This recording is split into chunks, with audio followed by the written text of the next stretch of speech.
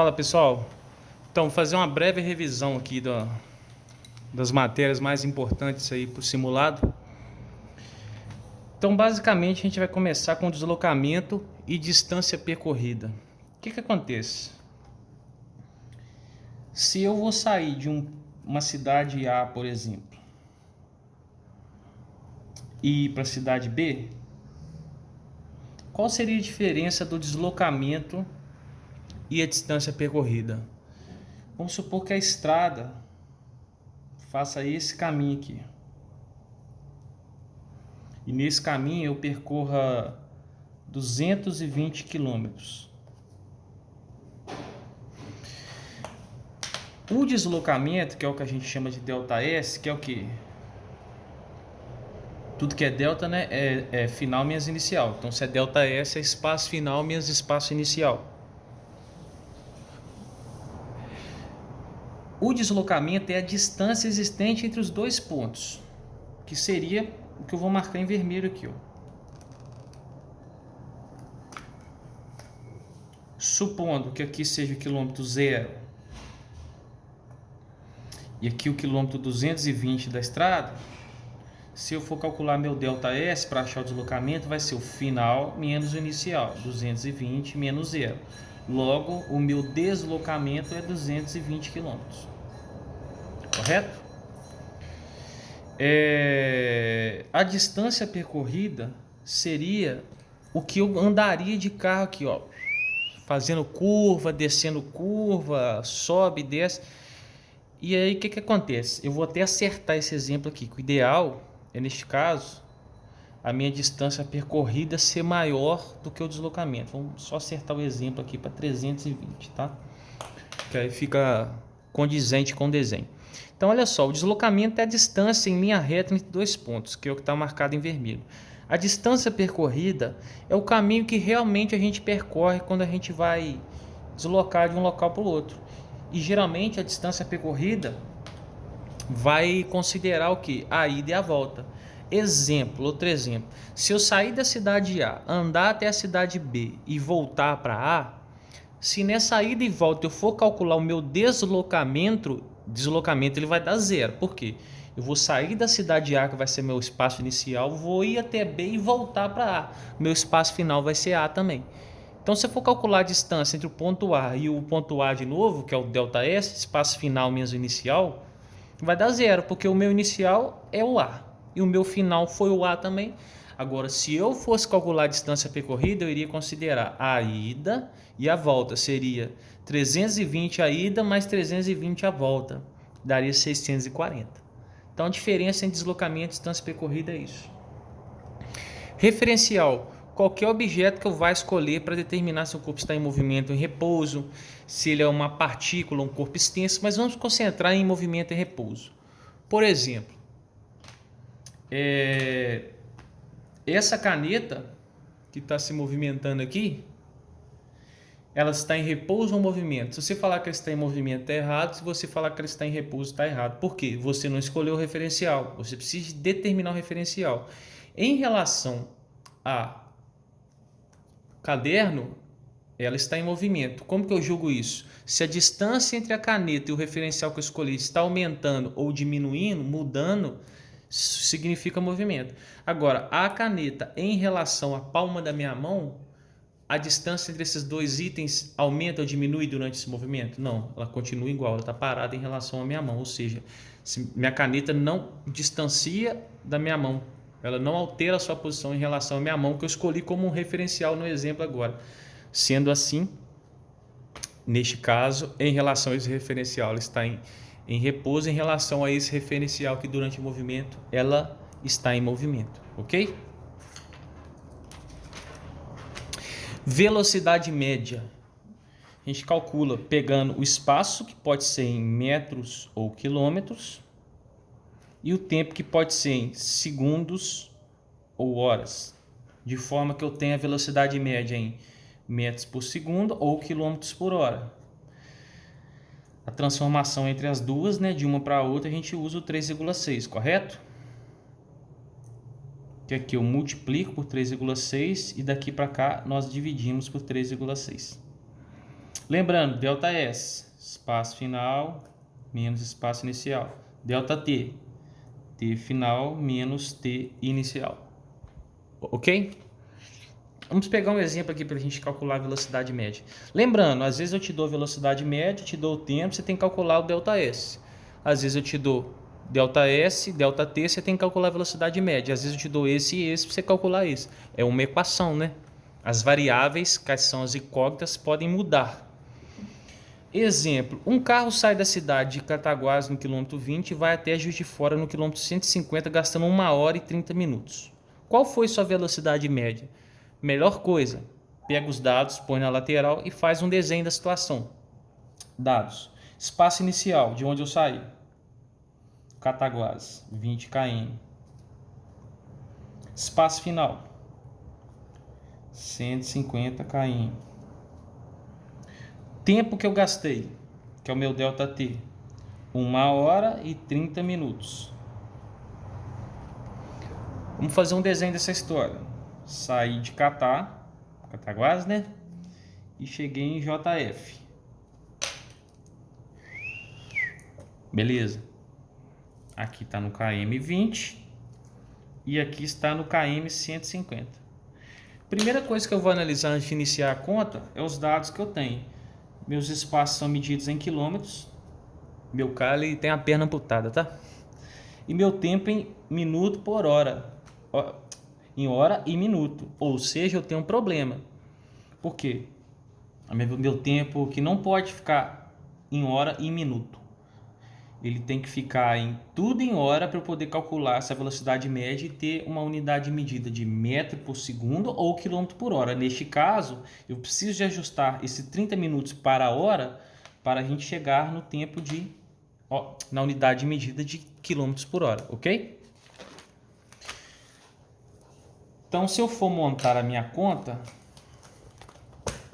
vai ficar VM igual a ΔS sobre ΔT.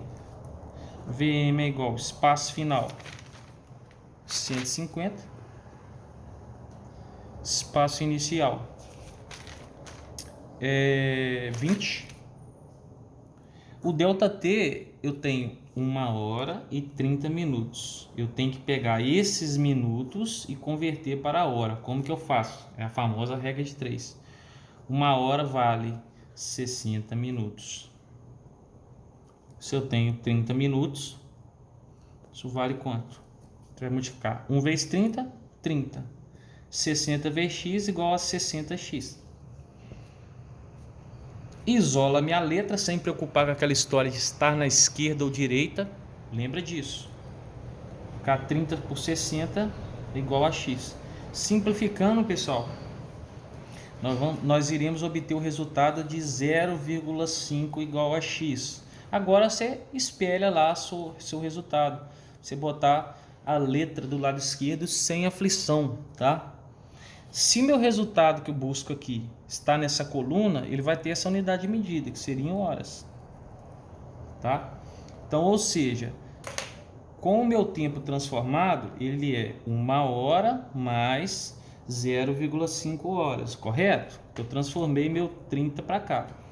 Então, a gente obteve o quê? 1,5, ok? Aí a gente vai chegar aqui no 130 dividido por 1,5. Vamos fazer essa conta aqui.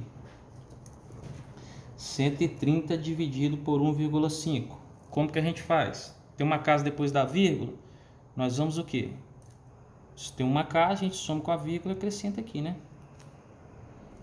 E aí a gente inicia a brincadeira. 1.300 por 15.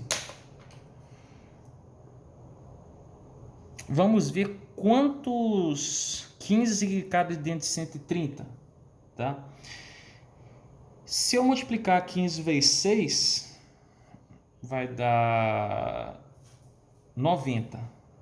Mais 15, 105. Mais 15, 120. Ou seja, 15 vezes 8 eu chego no 120, tá? 15 vezes 4 eu estou no 60, 15 vezes 8 eu estou no 120. Então, vou botar 8, vai dar 120, sobra 10. Desce esse zero aqui, né? E aí o que vai acontecer? Quantos 15 que vai caber agora em 100? Vamos botar 6. Vai sobrar 10. Aqui, né, pessoal? 6 vezes 15 dá 90, né? Vai sobrar 10. Nós vamos cair em dízima periódica. E você vai acrescentar a vírgula aqui, vai acrescentar um zero aqui e vai dar 666. Então, o resultado da nossa conta aqui. Apertou aqui, né? Vou botar o resultado aqui, ó. 86,6 quilômetros por hora. Ok?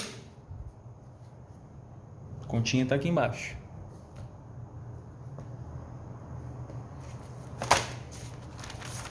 E agora nós vamos para as leis de Newton para fechar. Primeira lei, lei da inércia, que fala: quando as forças resultantes que atuam em um corpo são igual a zero, ele permanece no seu estado inicial, que pode ser qual?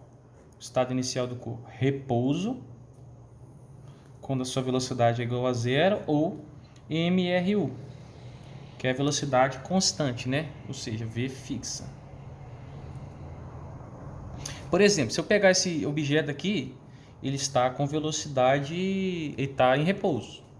Se nenhuma força se as forças que atuam nele, ou todas as forças que atuarem, se eu somar todas elas e der zero, ele vai continuar no mesmo lugar. Ou se não tiver nenhuma força, ele vai continuar pelo mesmo lugar. Por quê, gente? Todo mundo que possui matéria, átomos, possui uma propriedade que chama-se inércia. Todo mundo que tem matéria fica em repouso, a menos que alguma força atue sobre ele. Exemplo, estado inicial desse lápis, repouso. Se nenhuma força atuar sobre ele, ou se várias forças atuarem, mas a resultante, que é o FR, né? Força resultante for nula, ele continua em repouso. Tem duas forças atuando, mas elas se anulam, o que adianta?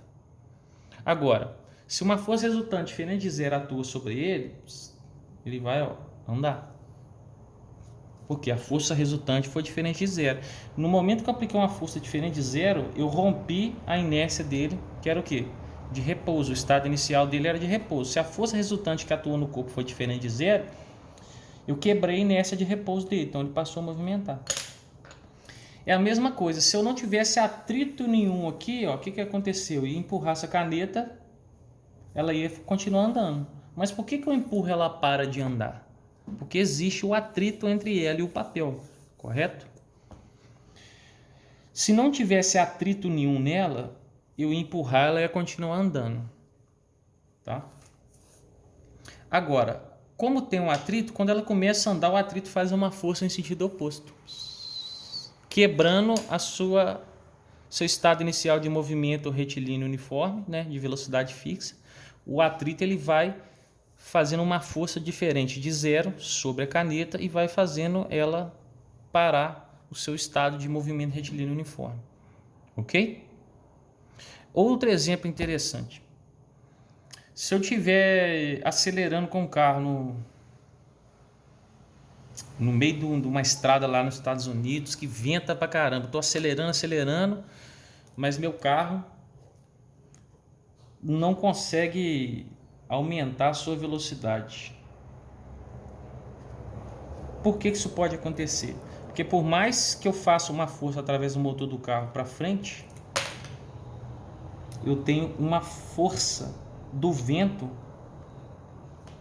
contrária, de forma que a força resultante que acontece em cima do carro é igual a zero.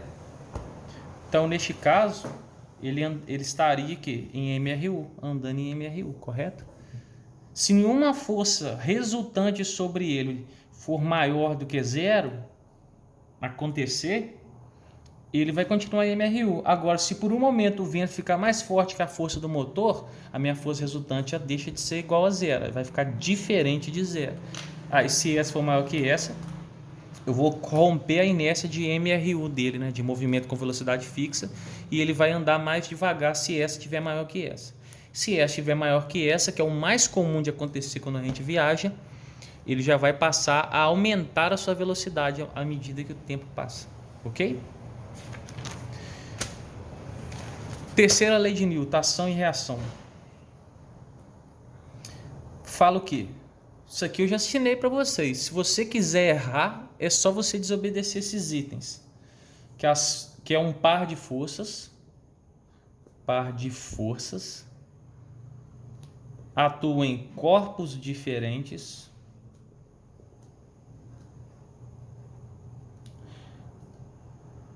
Com mesma direção. Sentidos opostos. E valores iguais. Se quiser errar a terceira lei de Newton, é fácil, só desobedecer isso aqui. Exemplo, quando eu empurro uma parede, se eu empurro essa parede com uma força de 10 newtons, que é uma ação, a parede faz uma força na minha mão com 10 newtons também. Quais os detalhes da força que a parede faz na minha mão? Repara, primeira coisa, as forças são em corpos diferentes. A ação é minha mão na parede, a reação é parede na minha mão.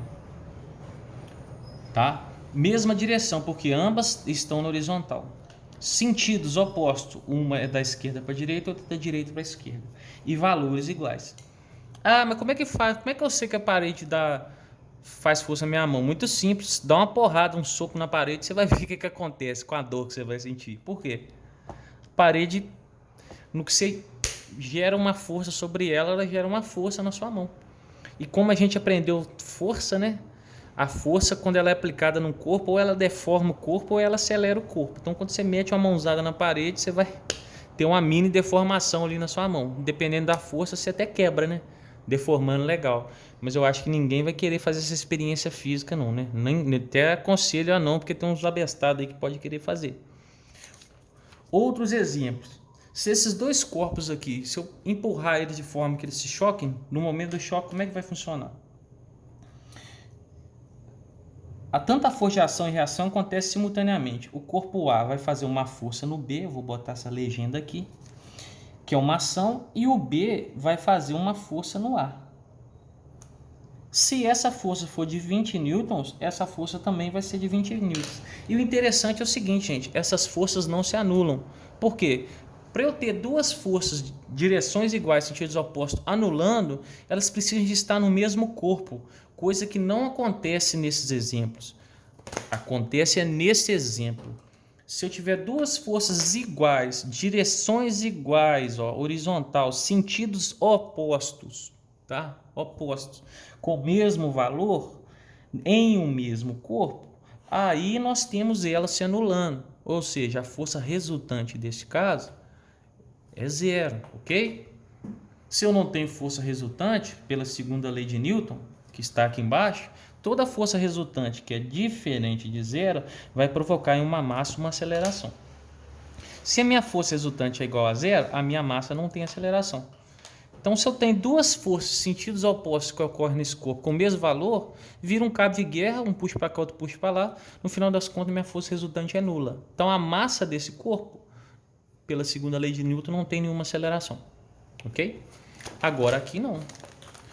Quando esses dois se chocarem, o A faz uma força no B. Então, a força que o A faz no B faz a massa do B ganhar uma aceleração para o lado direito.